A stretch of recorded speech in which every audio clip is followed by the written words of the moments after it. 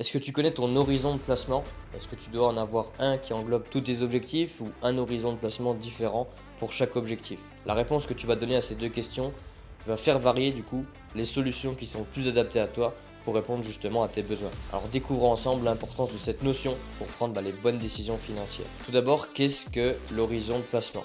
Ça correspond tout simplement à la durée où tu prévois de détenir un produit financier.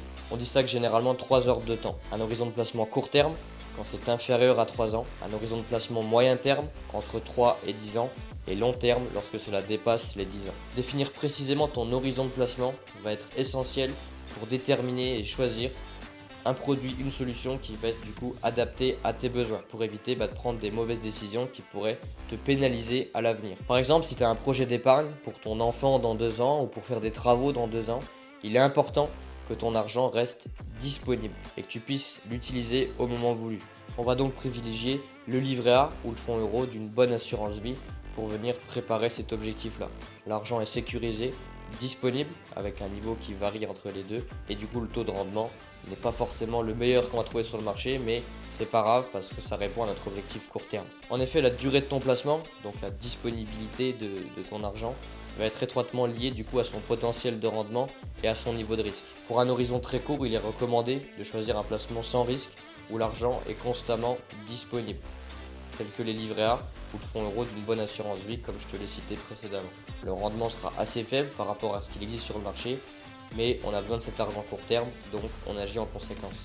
Pour bien saisir la relation qu'il existe entre rendement, risque et disponibilité, j'ai fait une courte vidéo que tu peux visionner jusque-là pour en comprendre les bases. D'un autre côté, si tu peux te permettre de bloquer ton épargne sur du moyen ou long terme, on va venir du coup augmenter les rendements. Ton épargne sera donc peu disponible pendant une période donnée, mais ça va augmenter drastiquement ton potentiel de rendement.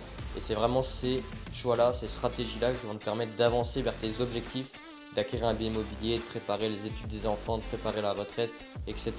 C'est ces solutions, plus long terme, qui vont te permettre d'avancer et de construire réellement un patrimoine. En résumé, avant de souscrire quoi que ce soit, prends bien le temps de déterminer ton horizon de placement, donc la durée à laquelle tu vas vouloir souhaiter détenir tel ou tel produit financier. Ça va t'aider du coup à choisir le placement le plus adapté à tes objectifs tout en prenant en compte le niveau de risque, la disponibilité et le potentiel de performance. Je te mets un article de l'AMF, donc de l'autorité des marchés financiers, dans la description. Je me suis basé sur cet article pour écrire cette vidéo. N'hésite pas à aller le consulter pour en apprendre encore plus. Je te remercie pour ton attention et je te dis à très bientôt.